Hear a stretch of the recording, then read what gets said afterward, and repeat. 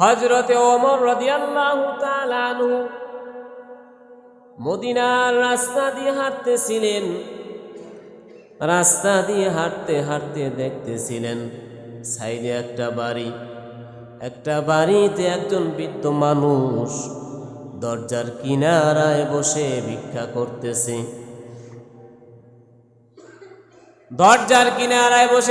করতেছে। বৃদ্ধ মানুষ, শরীরে শক্তি নাই, দুর্বল, অর্থ উপার্জনের শক্তি নাই, হারিয়ে ফেলছে। আমিরুল মুমিনিন আস্তে আস্তে বৃদ্ধ মানুষের কাছে গেলেন, জিজ্ঞেস করলেন, ভাই আপনি ভিক্ষা কেন করতেছেন? মানুষের কাছে হাত কেন পাচ্ছেন? লোকটি বলল, হুজুর, যৌবনকালে আমি রাষ্ট্রকে কর দিয়েছি, জিজিয়া দিয়েছি। এখন আমার শক্তি নাই, অর্থ উপার্জন করার মতন ক্ষমতা আমার নাই। এখন আমি অসহায়, দুর্বল হয়ে গেছি, গরিব হয়ে গেছি। এখন রাষ্ট্র আমাকে দেখে না। আমিরুল মুমিনিনের চোখে পানি। লোকটি যখন বলল, হুজুর, আমি একজন ইহুদি, বিধর্মী, আমি তো যৌবনকালে রাষ্ট্রকে জিজিয়া দিয়েছি, কর দিয়েছি। আমিরুল মুমিনিন বললেন, রাষ্ট্র তোমার কাছ থেকে জিজিয়া নিয়েছে, কর নিয়েছে, যৌবনকালে তোমার থেকে অর্থ কেড়ে নিয়েছে, এখন তোমাকে দেখবে না, এটা তো হক হইতে পারে না। তাকাই দেখেন, একজন বিধর্মীর জন্য আমিরুল মুমিনের চোখে জল, চক্ষু জলে ভরপুর হয়ে গেছে। বৃদ্ধ মানুষ, মুসলিম হোক আর অমুসলিম হোক, সে তো বৃদ্ধ একজন আল্লাহর সৃষ্টিকৃত মানুষ। কথা বলেন ঠিক কিনা? জোরে বলেন ঠিক কিনা? কথা বল না কেন? সে তো একজন মানুষ। আমিরুল মুমিনিন বললেন, এটা তো হতে পারে না, রাষ্ট্র তোমার কাছ থেকে কর নিয়েছে, জিজিয়া নিয়েছে, এখন তুমি বৃদ্ধ হয়ে গেছো, অর্থ উপার্জন করতে পারো না। তোমার কাছ থেকে যেটা নিয়েছে ওইটা যদি থাকতো তাহলে তুমি আরো 5 মাস চলতে পারতা, সেটা তো আর হলো না, তোমার কাছ থেকে কর নিয়েছে। এটা ইসলাম সমর্থন করে না। অবশ্যই রাষ্ট্র তোমাকে দেখতে হবে। জোরে বলুন সুবহানাল্লাহ। আমিরুল মুমিনিন লোকটিকে নিজের সঙ্গে করে ঘরে নিয়ে গেলেন, খাবারের ব্যবস্থা করলেন। খাবারের ব্যবস্থা করার পরে বাইতুল মাল থেকে তার জন্য একটা ভাতা নির্ধারণ করলেন। এখন আমাদের রাষ্ট্রের মধ্যে যেরকম বয়স্ক ভাতা দেয়, বিধবা ভাতা দেয়, দেয় কি দেয় না? শিক্ষাটা কোত্থেকে আসছে? ওখান থেকে আসছে। ভাতাটা কোত্থেকে আসছে? আমিরুল মুমিনিন তার জন্য বাইতুল মাল থেকে একটা ভাতা নির্ধারণ করলেন আর ঘোষণা করে দিলেন, শুধু মুসলমান নয়, মুসলিম এবং অমুসলিমের জন্য যারা অসুস্থ হয়ে পড়বে, অক্ষম হয়ে পড়বে, অসহায় হয়ে পড়বে, দুর্বল হয়ে যাবে, অর্থ উপার্জন করতে পারবে না, সকলের জন্য এই ভাতা নির্ধারণ থাকবে। জোরে বলুন সুবহানাল্লাহ। ইসলাম শুধু মুসলমানের হক, শুধু নামাজ নয়, রোজা নয়, ইসলাম শুধু মুসলমানের হক সম্পর্কে অনেক কিছু নির্ধারণ করে দিয়েছেন। দুর্বল, দরিদ্র, অসহায় মুসলমানের পাশে দাঁড়াইতে বলছেন। এবং এটা ঈমানের একটা দাবি। ইসলামের নেতৃত্ব শুধু ক্ষমতা নয়, ইসলামের নেতৃত্ব দায়িত্ববান হওয়া। কথা বলেন ঠিক কিনা? ইসলামের নেতৃত্ব শুধু চেয়ার নয়, ইসলামের নেতৃত্ব দায়িত্ববান হওয়া, খুঁজে খুঁজে তলব করা, কার কি দরকার, কার কি প্রয়োজন, এটা হচ্ছে দায়িত্ব ইসলাম। ইসলামে শুধু ন্যায় বিচার ও দয়া, ইসলামের সৌন্দর্য, এমন ভাবে ন্যায় বিচার করো যাতে এক মুসলমান আর এক মুসলমান কষ্ট না পায়। একজনকে খুশি করতে যাই অপরজনকে কষ্ট দিলা, তুমি ইসলামের বিপক্ষে চলে গেলা। ন্যায় বিচার করো, যা হয়। কথা বলেন ঠিক কিনা?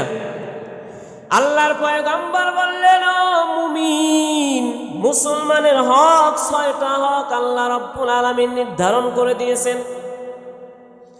1 নাম্বার হক, যদি কোনো মুসলমান রোগে আক্রান্ত হয় ওই মুসলমানকে দেখতে যাওয়া। অসহায় গরিব অসুস্থ হয়েছেন, তোমার বড় টাকা আছে, সম্পদ আছে, হিংসা করে তুমি দেখতে গেলা না, এটা হতে পারে না। অসুস্থ হয়েছে, তাকে দেখতে যাও। তোমার অর্থ নষ্ট হবে, দরকার নাই, ফলমূল নেওয়া দরকার নাই, তুমি এমনি দেখে আসো। তাকে তালাফি করো, চিকিৎসা করাও, তাকে দেখো, সাহায্য করো, বা কথার মাধ্যমে তাকে বুঝ দাও, দেখতে যাও। তিনি রোগে আক্রান্ত হয়ে ঘরে পড়ে আছে, অথচ কেউ খোঁজখবর লওয়ার মতন মানুষ নাই। আছে না নাই? কথা কয় না, আছে না নাই? প্যারালাইসিস হয়েছে, স্ট্রোক করে পড়ে আছে, টাকার অভাবে চিকিৎসা করাইতে পারে না।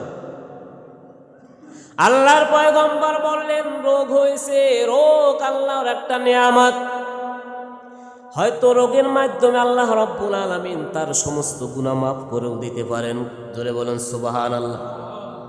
তাহলে তুমি যে হিংসা করে তাকে দেখতে গেলা না, সে যদি মুমিন হয়ে থাকে আর তাকে না দেখার কারণে ওই সমস্ত পাপগুলো তোমার আমল নামায় আসতে পারে। কথা বলেন ঠিক কিনা? তুমি যাকে হিংসা করলা সে তো লাকি, আল্লাহ রাব্বুল আলামিন তাকে তো কবুলও করতে পারেন, অথচ তুমি হিংসা করে গেলা না। 2 নাম্বার হচ্ছে মৃত্যু। পয়গম্বর বললেন, যদি কোনো মুসলমান মৃত্যুবরণ করে তাহার জানাজায় শরীক হও। তোমার সম্ভব হয়, শক্তি আছে শরীক হওয়ার জন্য, ইচ্ছাকৃতভাবে শরীক হইলা না, এটা মুসলমানের হক না, হকের বাইরে চলে গেলা। ইচ্ছাকৃতভাবে যাহা জানাজায় শরীক হওয়া মুসলমানের হক। 3 নাম্বার হচ্ছে দাওয়াত। দাওয়াতে যাইতে পারো বা না পারো, কবুল করো। যাওয়ার মালিক, নেওয়ার মালিক কে? জোরে বলেন। যাওয়া নেওয়ার মালিক কে? তুমি কবুল করো। সকালে দাওয়াত দিছে, দুপুরে তোমার দাওয়াত, তুমি কবুল গ্রহণ করো। তুমি দুপুরে যাইতে পারবা না না পারবা সেটা তো মালিক জানে। কথা বলেন ঠিক কিনা? কিন্তু হিংসা করে, অসহায় দেখে, দুর্বল দেখে, অক্ষমতা দেখে তুমি দাওয়াতকে গ্রহণ করলা না, এটা ইসলামের বাইরে। ইসলাম বলে তুমি দাওয়াত গ্রহণ করো, আলহামদুলিল্লাহ বলো। যখন একজন আর একজনকে দাওয়াত দেয়, সে যত অসহায় থাকুক না কেন, আর তুমি প্রভাবশালী, অর্থওয়ালা, টাকাওয়ালা বা ধনাঢ্য বা মাধ্যম যাই থাকুক না কেন, যদি অসহায়, যদি কোনো ব্যক্তি অসহায় ধনী নেই, কোনো ব্যক্তি যদি তোমাকে দাওয়াত দেয়, তুমি সঙ্গে সঙ্গে আলহামদুলিল্লাহ বলো, গ্রহণ করো। 4 নাম্বার হচ্ছে দেখা হলে সালাম দাও। দেখা হলে কি দাও? বড় ভাইরা আছে এদের মধ্যে, দেখা হলে টুপির দিকে তাকায়, সে আমার তরিকা ভক্ত ভাই কিনা, সে পাস করলি কিনা, সে গোল টুপি কিনা না পাইলাওয়ালা কিনা, এরকম করে। দেখা হইলে সালাম দাও, মুখ ফিরিয়ে নিও না, আগে সালাম দাও। পরিচয় না জানলে বলো মানিত্তাবা আল হুদা। সে হিন্দু না মুসলিম যদি বুঝতে না পারো, তাহলে তুমি সালাম দিয়ে মানিত্তাবা আল হুদাও বলতে পারো, সমস্যা নাই, হুদা কিচ্ছু নাই। কিন্তু তুমি জানো এটা মুসলিম, দাড়ি থাকুক বা না থাকুক তোমার দেখার বিষয় নাই। তুমি জানো এর মুসলিমের পরিচয়, মুসলমানের ঘরে সন্তান, তোমার জানা সত্ত্বেও তুমি তাকে সালাম দিলা না, এটা কিন্তু মুসলমানের হক আদায় হলো না। মুসলমানের হক সম্পর্কে আল্লাহর নবী বলেন, দেখা হলে সালাম দাও। আহারে সালামের প্রতিযোগিতা করো, কে আগে সালাম দিতে পারে সেই দিকে লক্ষ্য করো, সেই দিকে কি লক্ষ্য করো। আর একজনে সালাম দিবে, ওই সালামের বর্ষায় তুমি থেকো না, তুমি নিজের সালাম নিজে দাও। হুজুরে সালাম দিল না কা, এখন বাচ্চা পোলা বানাও কয় হুজুরে সালাম দিল না কা। তুমি কি করছো? অনেক মুরব্বীরাও কয় হুজুরে সালাম দিল না কা, খালি হুজুরের দোষ। খালি ভাই হক খালি হুজুরের লইগে নাকি? হক তো সবার জন্য। কথা বলেন ঠিক কিনা? দোকানে 5 জন বসা আছে, 5 জনে কথা বলতেছে, আর হুজুরে সালাম দিল না। হুজুরে সালাম দিল না কেন? যত চাপ সৃষ্টি হুজুরের উপর। এই এই যে কথা দেখা হলে সালাম দাও, এটা তো শুধু ইমাম সাহেবের জন্য নয়, আলেমদের জন্য নয়, এটা সবার জন্য, যত মুসলমান আছে সবার জন্য। এখন কে আমাকে সালাম দিল বা না দিল ওটা তো দেখার বিষয় নয়। তোমার সাথে যতই রাগ বেজার থাকুক না কেন, দেখবেন তার সাথে রাগ থাকলে সালাম দিলে কিন্তু রাগ পানি হয়ে যায়। কথা বলেন ঠিক কিনা? একটা হাসি দিয়ে একটা সালাম দাও। 5 নাম্বার হচ্ছে, যদি তুমি শোনো কেউ হাসি দিছে, হাসির একটা জবাব আছে, রাহমুকাল্লাহ, এই হাসির উত্তর দাও। অনেকে তো আমরা জানি না, রাহমুকাল্লাহ এই হাসির উত্তর দিয়ে দাও। তুমি যদি হাসির উত্তর জানা সত্ত্বেও উত্তর দিলে না, এটা ইসলামের বাইরে, এটা হক আদায় হলো না।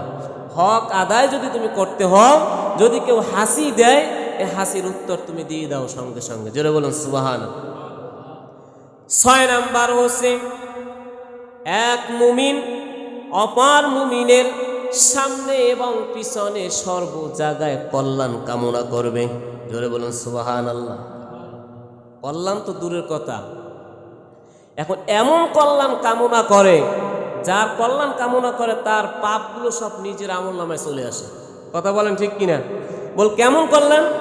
সমালোচনা ঝড় তুলে।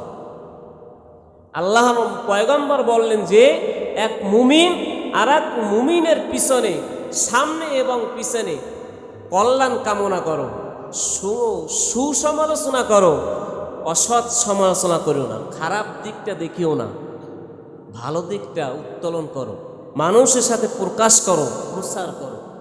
এখন আমরা আমাদের সমাজে এমন ভাইরাস ঢুকছে, সুসমালোচনা তো দূরের কথা, সমাজ বিভিন্ন খারাপ সমালোচনার ঝড় তোলে বিভিন্ন জায়গায়। কথা বলেন ঠিক কিনা?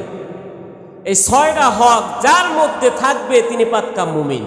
আর এই 6টা হকের মধ্যে যে ইচ্ছাকৃতভাবে এই হকগুলো নষ্ট করবে, আল্লাহর পয়গম্বর বললেন, মালউনুম মান দাররা মুমিনা ওয়া মাকারা বিহি, ওই ব্যক্তি অভিশপ্ত ব্যক্তি।